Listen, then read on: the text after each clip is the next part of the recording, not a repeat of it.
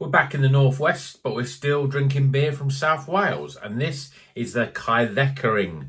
This is a collaboration with Tenby Brewing Company and Chapter Brewing Company. But what's it going to be like? Keep watching to find out.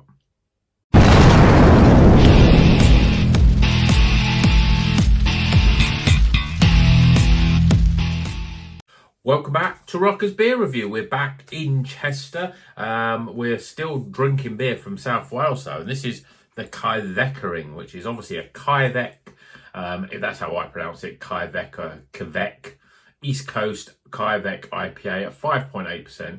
This is from Tenby Brewing Company, obviously down in South Wales in Tenby, but also in collaboration with Chapter Brewing. And we have Azaka, we've got Mosaic and Simcoe, they're the hops. And I've already done this video, but I've done most of it. I've opened the can, but didn't have record on for some reason. So I poured it out, and actually now it's calmed down. My pour originally was pretty poor, but beer in a glass looks pretty good, doesn't it? Bright yellow, hazy. You got 2 and a bit fingers of head. I did pour it a little bit aggressively the first time, and I've even managed to do it again the second time. But I say in a glass that looks pretty good. Nice golden yellow, hazy looking beer. Let's see what the aromas are like. Yeah, I'm getting sweet sort of peach and sweet sort of satsuma oranges in there. There's citrus fruits. It smells good, but it's not, the different aromas aren't really jumping out. Yeah, it smells pretty good. Let's see what it tastes like. Cheers, everyone.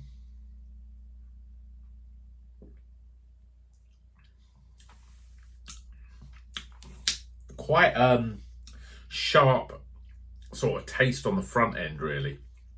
You've got a bit of melon in there. You've got sort of a dankness from a pineapple sort of flavour, sort of a real sort of over-ripened pineapple, not sort of sweet, fresh pineapple. You've got citrus fruits, you've got grapefruit coming in there, you've got the oranges in there. The disappointing thing with it though is the carbonation is very prickly. And as the prickly sort of flavours are sort of go onto your tongue, I think you lose a little bit of the sort of flavour that you want. A Kveik yeast beer usually just gives a little bit more oomph. And I think because of the prickly carbonation, it loses some of that oomph. But what you're getting is quite a mix. I would say a mismatch, not really a mismatch, but a mixture of different fruits. You're getting stone fruits, you're getting a bit of passion fruit, you're getting a little bit of those ripened sort of stone fruit flavours in there. But you're also getting pineapple sort of coming in, but it's not. It's a different sort. It's definitely a pineapple flavour, but it's got a slightly, I don't know, strange sort of flavour of that pineapple. It just tastes like a more sort of over-ripened pineapple, opposed to a lot of the sort of pineapple that you get with someone like, say, a Brew One hop. It's much brighter, but this is a little bit more sweatier in terms of its flavour. You're getting a bit of melon, you're getting things like guava and stuff like that coming in. It's got nice flavour in there, and it's a very sort of easy drinkable beer, but the carbonation just sort of does ruin it a little bit. It just is too prickly, it's too fizzy, really.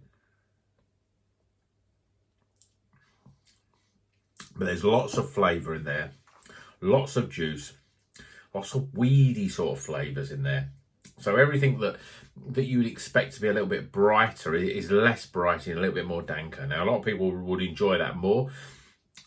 It's got a lot of flavour in there. It's a sweatier sort of fruity flavour, and I think it's more at home in terms of something that's more like a double IPA. But this is a fairly low ABV IPA at 5.8%. Even though there's a prickly carbonation, it's still got a smoothness to it. Again, the Kveik yeast usually gives that smoothness as well. It's sort of, but I just think the carbonation has just not quite worked. Whether that's just how it's been sitting in the can or how it's been canned and how the carbonation process going on, but it's just a little bit strange. But it certainly looks pretty damn good in a glass. Lots of flavour there, lots of different flavours. It's not bad. It's pretty good. Okay, let's get some scores.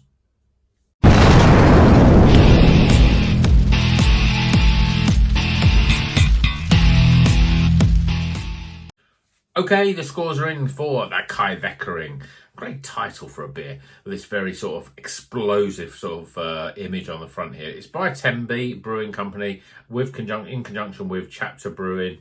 It's a 5.8% Kveikening East Coast IPA, 5.8%. It's not bad. Yeah, I think the more I drink actually, the better it gets. But let's go through the scores, starting with aroma, appearance, flavour,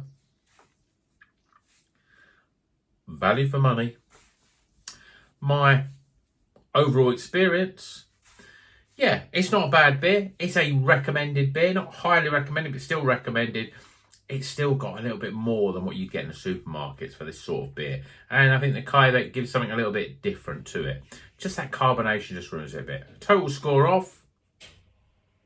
Not bad at all. Definitely recommended. If you've had anything from Tenby, let me know. Chapter, yeah, we've had a few from Chapter. I don't think I've reviewed any on the channel, but obviously Chapter are a known brewery, so a lot of people know about them. Probably had some good beers, but Tenby, obviously I concentrate a little bit more on them. I've got a double IPA from them coming up next on the channel, so that one should be quite interesting.